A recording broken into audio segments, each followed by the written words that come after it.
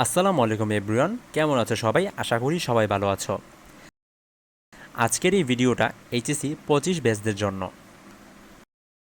আমরা বিগত ভিডিওগুলোতে আলোচনা করেছি পদার্থবিজ্ঞান, রসায়ন এবং জীববিজ্ঞান সাজেশন নিয়ে।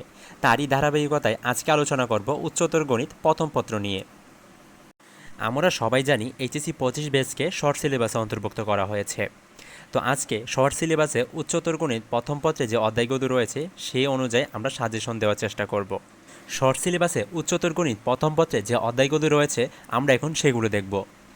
অধ্যায়গুলো হলো ম্যাট্রিক্স ও নির্ণায়ক, সরল রেখা, বৃত্ত, সংযুক্ত কোণের ত্রিকোণমিতিক, অন্তরীকরণ এবং যোগজীকরণ।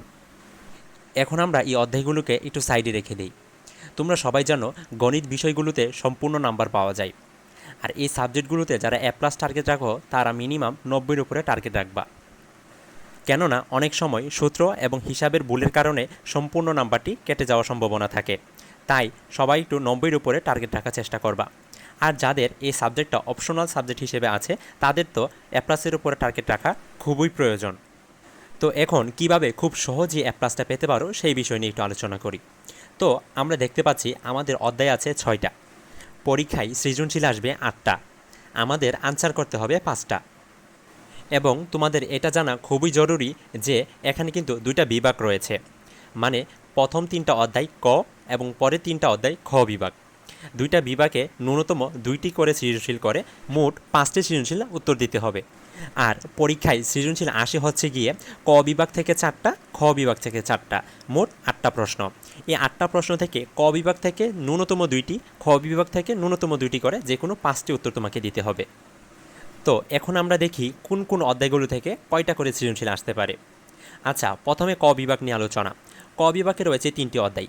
এই 3টি অধ্যায়তে সৃজনশীল আসবে হচ্ছে 4টা।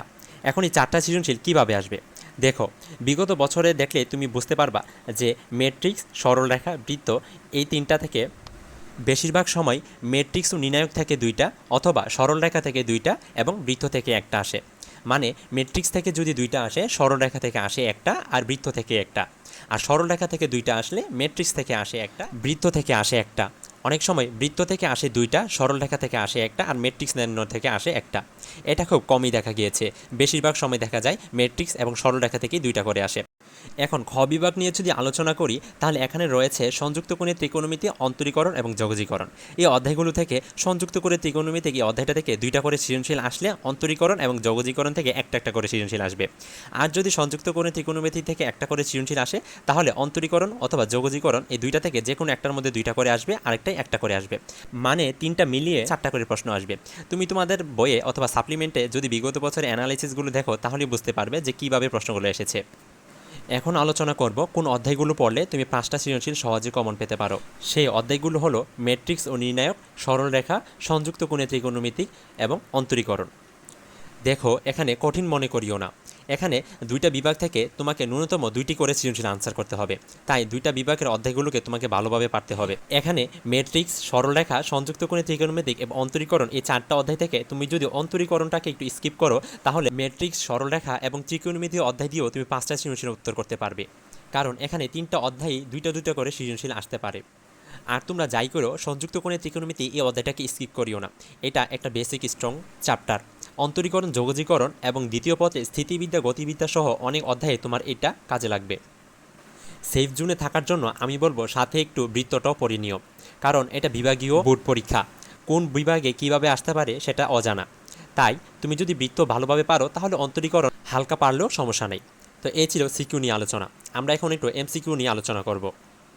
এমসিকিউ আলোচনাতে তুমি একটা জিনিস শুনলে অবাক হবে যে প্রত্যেকটা অধ্যায় থেকে মিনিমাম 4টা থেকে 7-8টা পর্যন্ত এমসিকিউ এসে থাকে।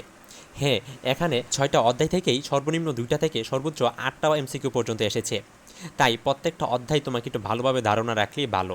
তো তোমার হাতে যদি সময় কম থাকে তাহলে সিকিউর জন্য যে অধ্যায়গুলো পড়বা সেগুলো ভালোভাবে পড়বা এমসিকিউর জন্য, তাহলেই হয়তো হবে। সর্বশেষ একটা কথা বলিব, যে এটা ম্যাথ সাবজেক্ট, এটা একটু বেশি বেশি প্র্যাকটিস করিও, তাহলে অনেক বেনিফিট পাবা। তো এই ছিল আজকের ভিডিও। আশা করি ভিডিওটি ভালো লেগেছে।